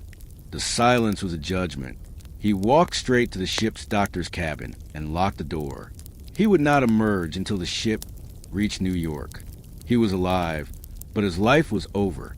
Captain Rostron ordered a final search of the area. He circled the ice field, his steam whistle blowing mournfully, but there was nothing left to find. The ocean had taken the Titanic completely. There was no stain of oil, no funnel sticking out of the water, just the ice and the silence. At 8:50 a.m., Rostron gave the order to turn the ship west, toward New York. As the Carpathia steamed away, the survivors gathered at the stern rail. They watched the spot where their lives had been destroyed fade into the distance. The iceberg stood watch over the grave, silent sentinels in the morning sun. The greatest ship in history was gone, and the 20th century had lost its innocence. Chapter 8, The City of Grief. New York City and Washington, D.C., April 18th, May 1912. Part 1, The Ship of Silence. The voyage of the Carpathia back to New York was a funeral procession in all but name. For 3 days, the ship moved through a thick, suffocating fog that mirrored the mental state of those on board. The normal social stratifications of an ocean liner had collapsed. In the dining saloons, millionaires who had lost everything slept on tables wrapped in rough blankets, while steerage passengers sat on the floor nearby, staring vacantly at the rivets in the ceiling. The ship was silent. There was no music. There was no laughter. The only sound was a low, constant murmur of prayer and the occasional sob breaking through the hush. The crew of the Carpathia gave up their own bunks for the survivors. They worked double shifts, moving like ghosts through corridors, offering tea and sympathy to women who were too shocked to accept either. But the most harrowing scenes took place in the makeshift hospital. Harold Bride, the surviving wireless operator of the Titanic, had been pulled from the water with his feet severely frostbitten and crushed. Despite his injuries, he insisted on being carried to the Carpathia's wireless room. There, he joined the Carpathia's exhausted operator, Harold Cottam. Together, the two men, one cripple, both traumatized, worked for 80 hours straight, fighting a wireless war against the world. Part 2, the wireless war. While the Carpathia steamed west, the world was in a frenzy of misinformation. In the absence of facts, the newspapers invented them. On April 15th, the New York Evening Sun had run a headline that would become infamous. All saved from Titanic after collision. The early reports claimed the ship was being towed to Halifax, that everyone was safe. It was a cruel hope that persisted for almost 24 hours. Families in New York and London toasted the miracle of the rescue, unaware that their loved ones were already drifting in the currents of the North Atlantic. The truth only arrived in fragments. On the Carpathia, Captain Rostron had ordered a total news blackout. He refused to answer the thousands of messages from the press demanding interviews. "I will not have these people harassed," he declared. He ordered the wireless operators to transmit only one thing: the list of names. Survivors: Astor, Mrs. Brown, Mrs. Thayer, Jack. In the newspaper offices of New York, the ticker tape machines chattered out these names like a grim lottery. Crowds gathered outside the offices of the White Star Line on Broadway, a surging mass of humanity that stopped traffic for blocks. They stood in the rain, watching the chalkboards where clerks were writing the names. When a name was written, a cheer would go up from one section of the crowd, followed immediately by a wail of despair from another when the list ended without a specific husband or father appearing. It was a slow-motion revelation of the magnitude of the horror. By April 17th, the newspapers had turned from jubilation to outrage. The headline of the New York Times screamed the reality: Titanic sinks. 1,500 lives lost. Part 3, the storm at Pier 54. On the evening of Thursday, April 18th, the Carpathia finally arrived in New York Harbor. The weather was biblical. A heavy, driving rain lashed the city, accompanied by jagged flashes of lightning. As the ship passed the Statue of Liberty, 30,000 people were waiting at the battery to watch her pass. They stood in the pouring rain, silent, taking off their hats as the small liner chugged by. Then came a sight that broke the hearts of the toughest longshoremen. Before docking at the Cunard Pier to offload the passengers, the Carpathia stopped at Pier 59, the White Star Line's pier. There, under the glare of the dock lights, the crew lowered the 13 Titanic lifeboats that they had plucked from the ocean. They were empty now, scarred and battered. They were dropped into the water and tied up at the pier where the Titanic should have arrived. It was a return of the ghost fleet. Only then did the Carpathia proceed to Pier 54. The scene at the pier was chaotic pandemonium. 40,000 people had gathered. Police struggled to hold back the lines. Magnesium flashbulbs from press photographers popped like gunfire, blinding the survivors as they stumbled down the gangplank. The wealthy survivors, women in fur coats clutching dogs, their faces masked with shock, were whisked away into waiting limousines.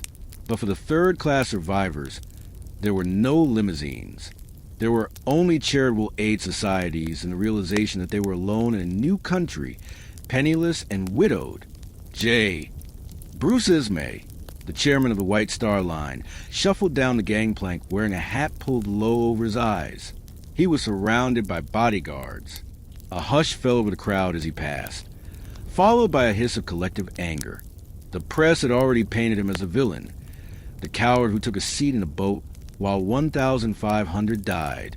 A subpoena was shoved into his hand before he even reached the street. He was not going to a hotel.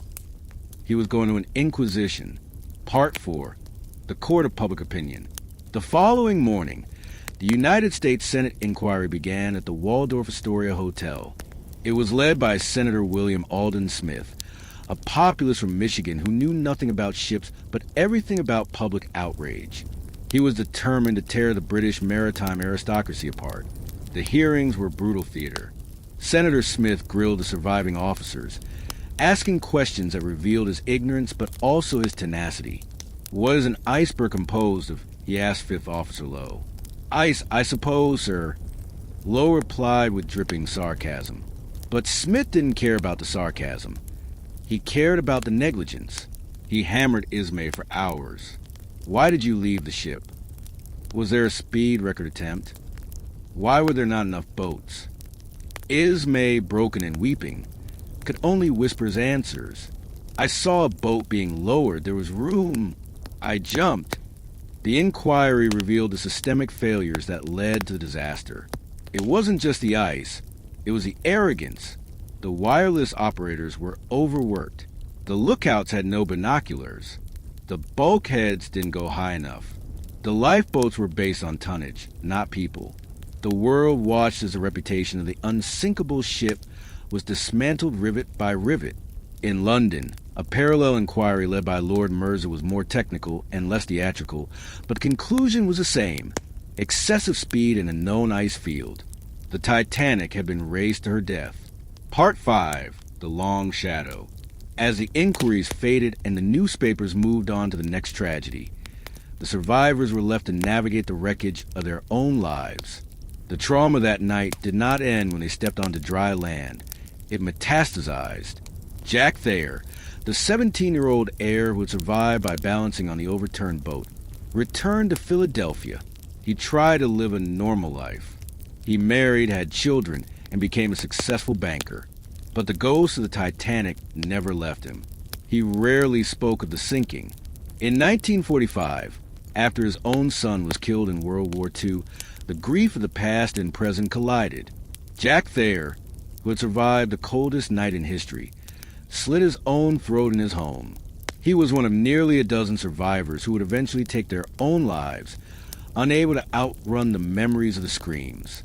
Madeline Astor, the pregnant widow of the richest man on the ship, gave birth to a son in August 1912. She named him John Jacob Astor V. She was dubbed the Tragic Bride by the press and hounded for years. She married twice more, searching for stability, but died of a heart ailment at age 47, never escaping the shadow of the husband she left on the deck. For the crew, the disaster was a blacklist. Many surviving stewards and firemen found that no ship wanted to hire them. They were bad luck. A Titanic man, the bosuns would say, and turn them away. They drifted into poverty, carrying the secret knowledge of what happens when civilization breaks down in the dark. The Titanic changed the world. It led to the formation of the International Ice Patrol, which still monitors icebergs today. It forced ships to carry enough lifeboats for everyone. It mandated 24-hour wireless watches. But its deepest legacy was psychological. The sinking marked the end of the Edwardian era, the end of the blind faith in technology and progress. It proved that nature could not be conquered, only endured. The city of grief eventually went back to work. The headlines faded, and the Titanic slipped from the news into mythology, waiting to be rediscovered by a new generation. Chapter 9, The Sleeping Giant, the North Atlantic, 1912, September 1st, 1985. Part 1, The Abyssal Desert. For 73 years, the Titanic did not exist. It had ceased to be a ship made of iron and rivets, and had become a legend made of rumors and nightmares. After it slipped beneath the surface in 1912, it fell for 2.5 miles. It fell into a world of eternal, crushing darkness, landing on a seabed where the pressure is 6,000 pounds per square inch, enough to crush a human body into a slurry instantly. In this alien landscape, where the temperature hovers just above freezing, and the only light comes from the bioluminescence of strange, gelatinous creatures, the ship sat in silence. The mud of the Atlantic floor swallowed its keel. The marine snow, a constant gentle snowfall of organic debris from the surface, coated its decks like dust in an abandoned attic. Rusticles, formed by iron-eating bacteria, began to grow on the hull like weeping stalactites, slowly consuming the steel. The Titanic was not lost. It was hidden on a different planet. Over the decades, dreamers and con artists tried to find it. In the 1950s, people proposed blowing up the hull with nitroglycerin to float it to the surface. In the 1970s, Texas oil tycoon Jack Grimm launched 3 expeditions. Searching for the wreck with the same bravado, he used the search for Bigfoot in Noah's Arkansas. He found nothing but a rock that vaguely looked like a propeller. The ocean was too big, the depth was too great, and the coordinates given by the Titanic's boxy 1912 wireless operators were wrong. The ship was nowhere near where Captain Smith said it was. By 1985, the scientific consensus was grim.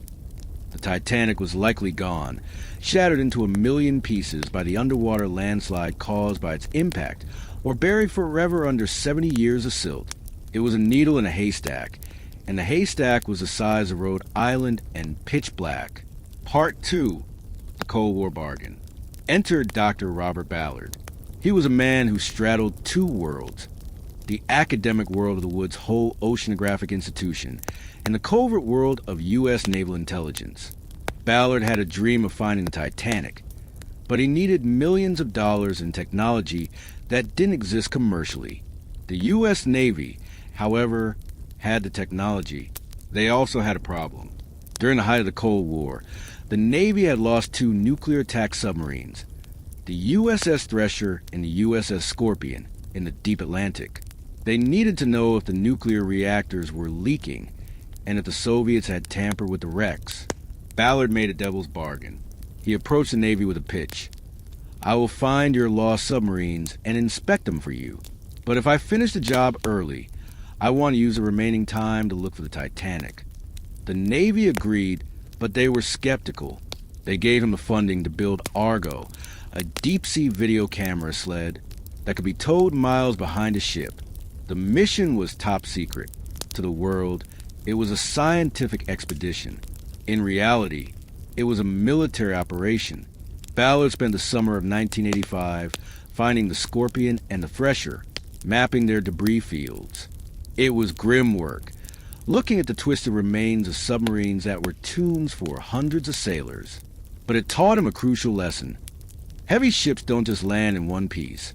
They explode, leaving a massive trail of lighter debris, a comet's tail, that points directly to the wreck. Part 3, The Ticking Clock. By late August 1985, the Navy mission was complete. Ballard had fulfilled his end of the bargain, but the clock was ruthless.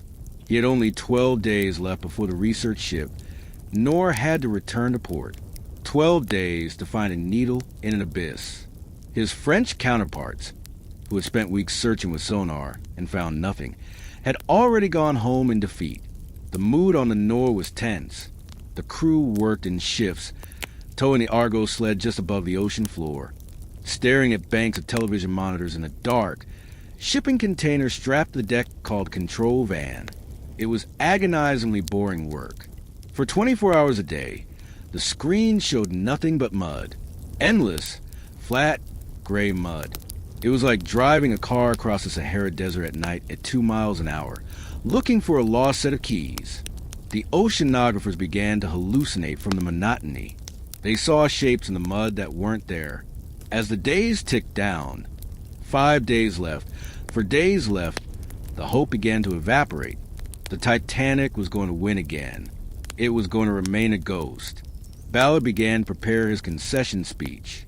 Part 4, The Debris Field. September 1st, 1985, 12:48 a.m.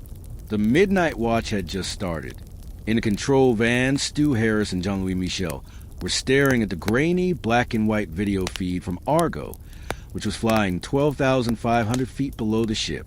The atmosphere was quiet, filled with the hum of electronics and the smell of stale coffee. Ballard had gone to his bunk to read, trying to distract himself from the looming failure. On the screen, the mud suddenly changed. "There's something," Michel said in his thick French accent. Small, dark shapes began to appear on the sediment. Not rocks. They were angular, man-made. "Debris," Harris whispered. The camera passed over a piece of twisted metal, then a plate, then a railing. The excitement in the van spiked. This wasn't a geological formation.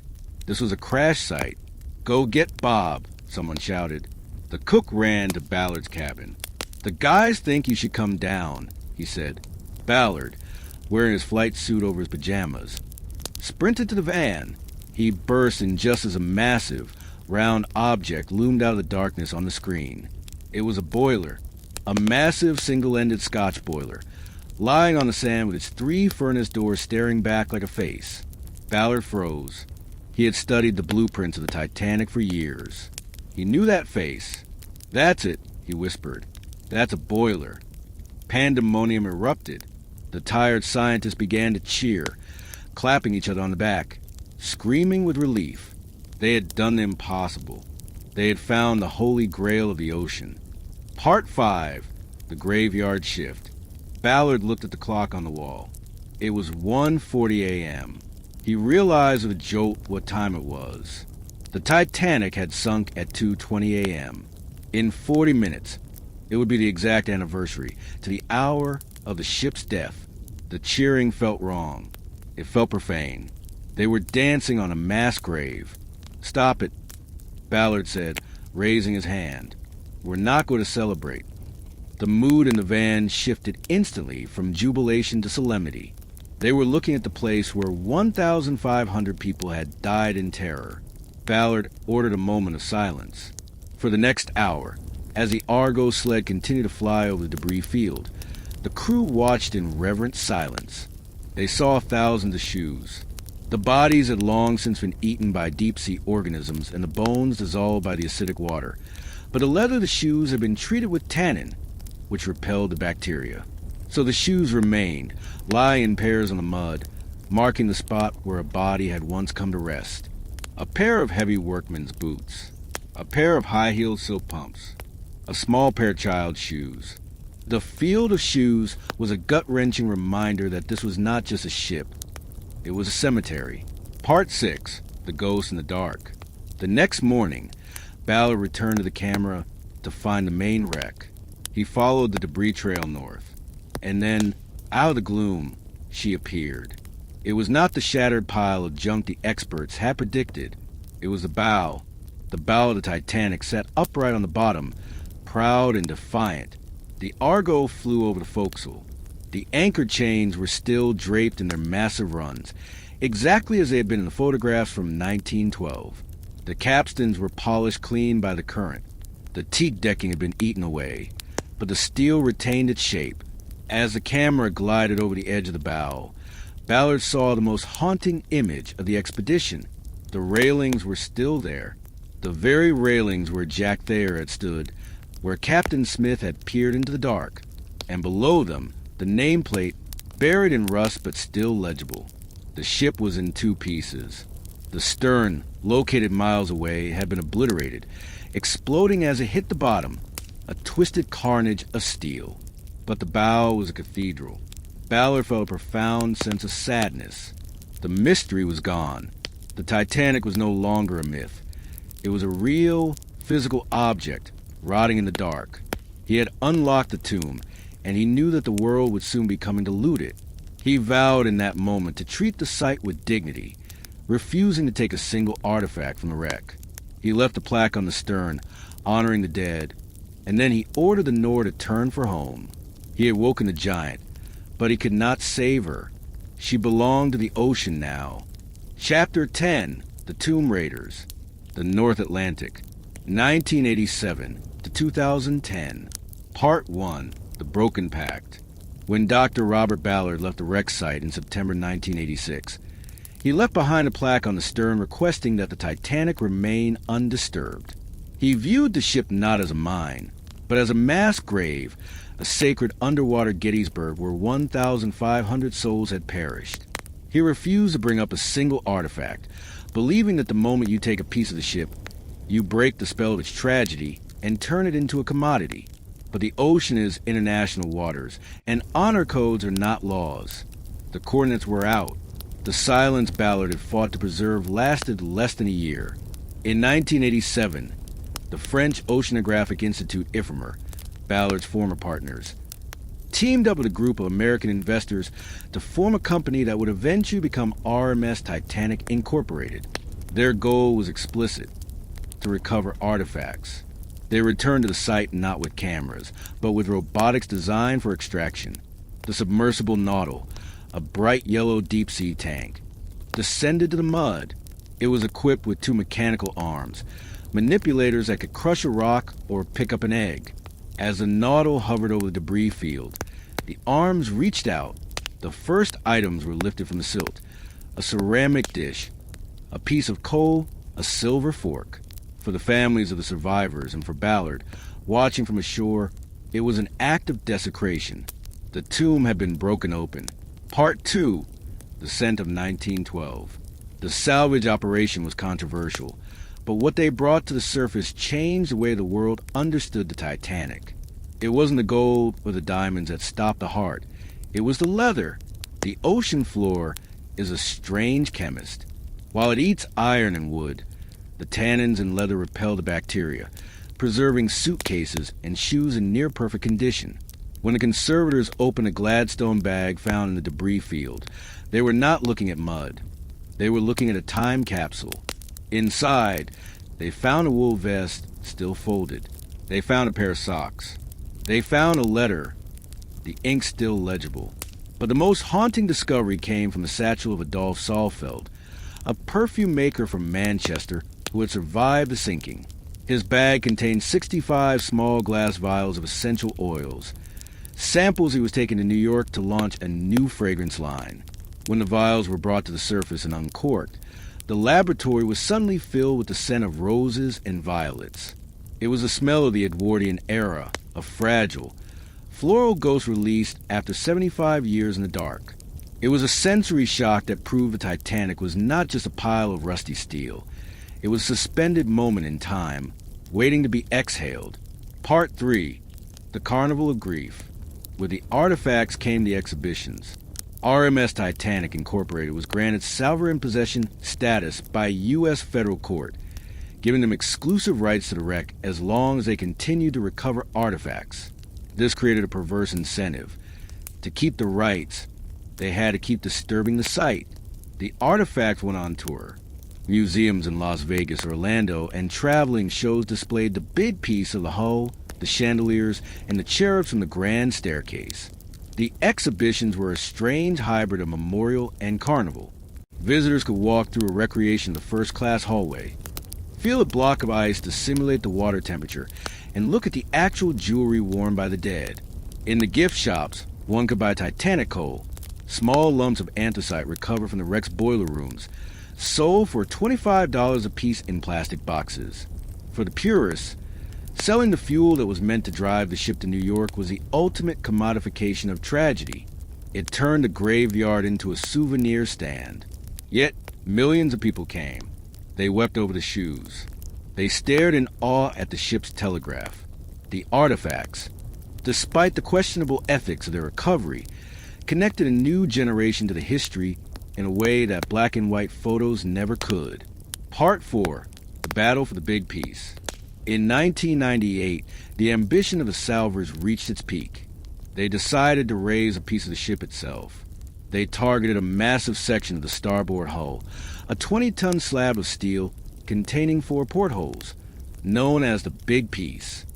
It was the most complex deep-sea salvage ever attempted. They used diesel-filled lift bags, massive balloons that would float the steel to the surface. The operation was a spectacle of engineering and hubris. On the first attempt, the lift bags broke the surface, and the Big Piece dangled just below the recovery ship. But the seas turned rough. The cable strained, groaning under the 20-ton deadweight. Then, with a sound like a cannon shot, a line snapped. The Big Piece plummeted back into the abyss, crashing back down to the sea floor 2 miles below. It was as if the ship was fighting back, refusing to let go of her own body. It took another expedition and millions of dollars to finally wrangle the steel slab to the surface. Today, it sits in a casino hotel in Las Vegas, miles from the ocean, touched by tourists daily, a captive leviathan. Part 5, The Decay of a Cathedral.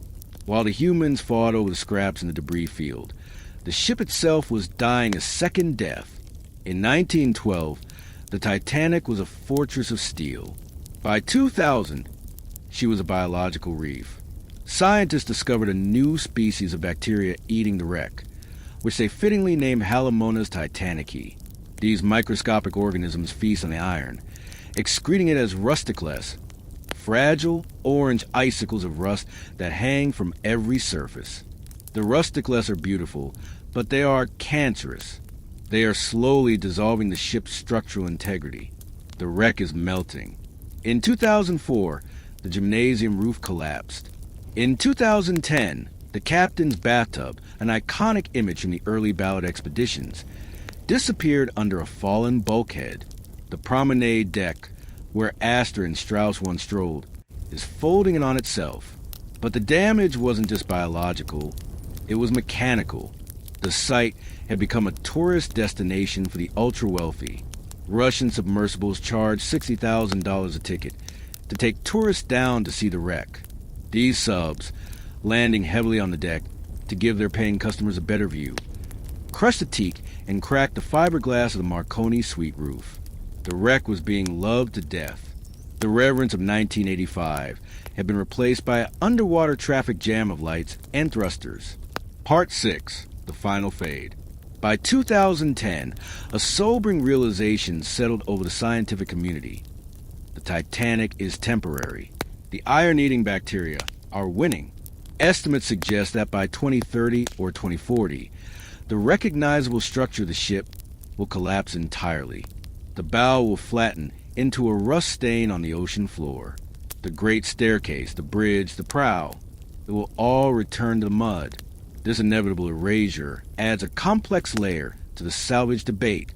The Tomb Raiders argue that they are saving history before the ocean dissolves it.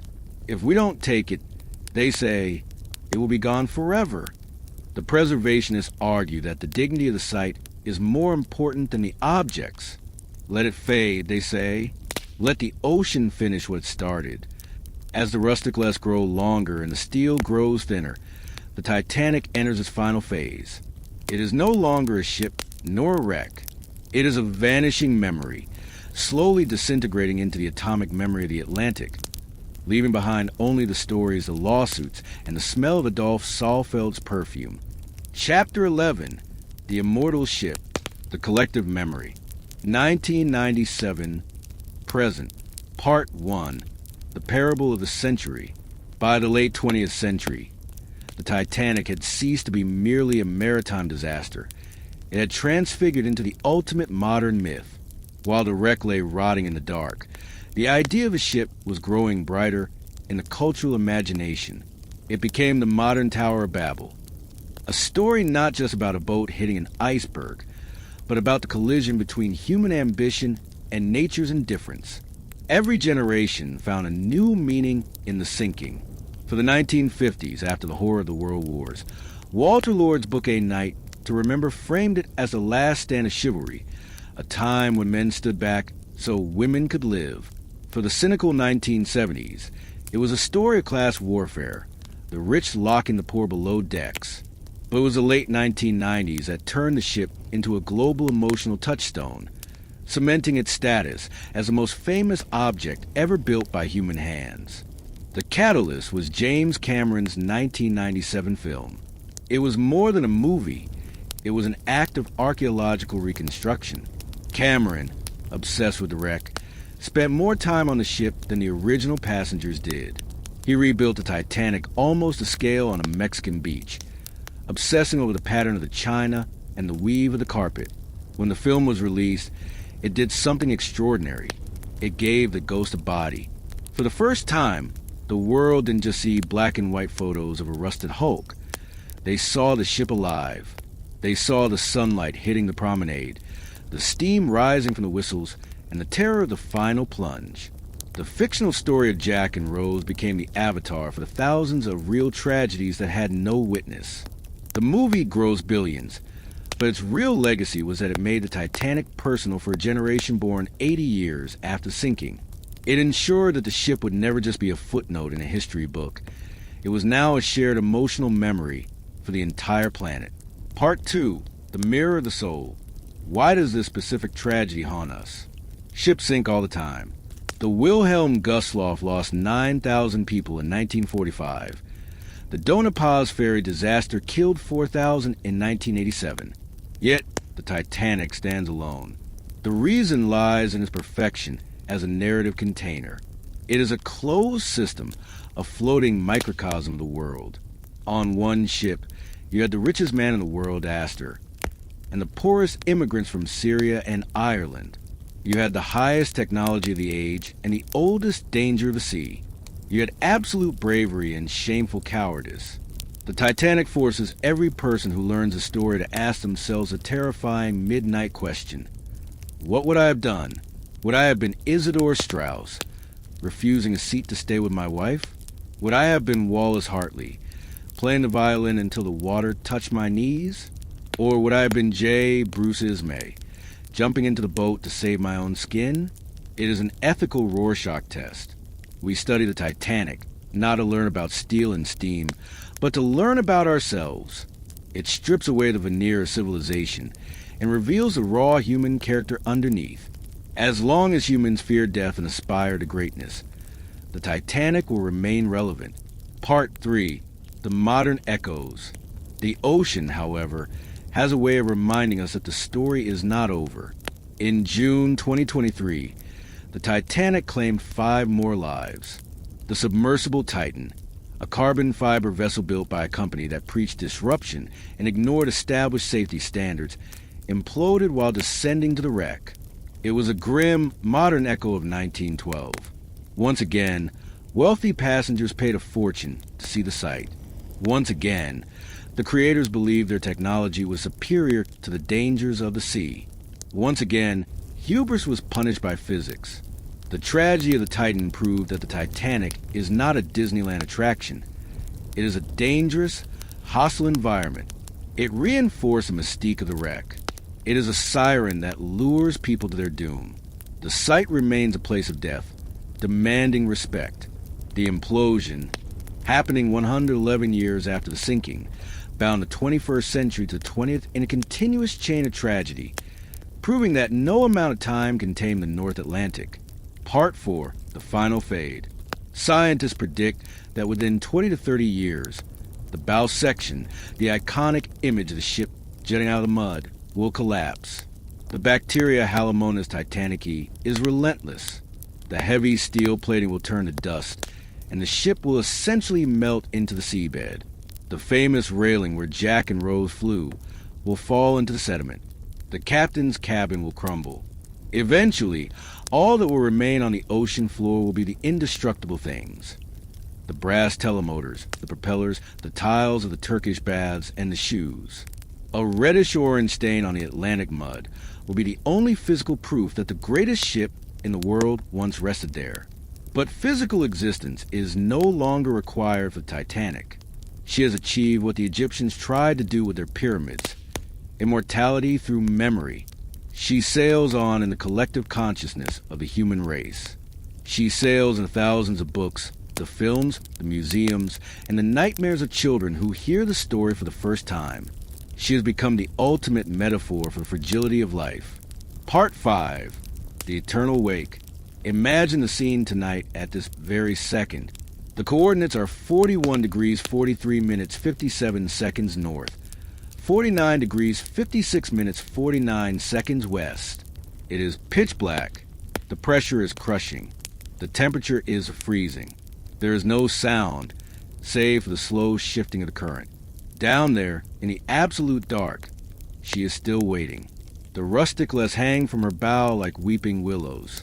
The bridge where Captain Smith stood is gone, but the spirit of the place remains. Above her, 2.5 miles up, the Atlantic swells roll under the stars, indifferent and endless. The same stars that looked down on the freezing water in 1912 look down tonight. The ice is melted. The survivors are dead. The steel is dissolving. But the story is unsinkable. The end. The history of the RMS Titanic.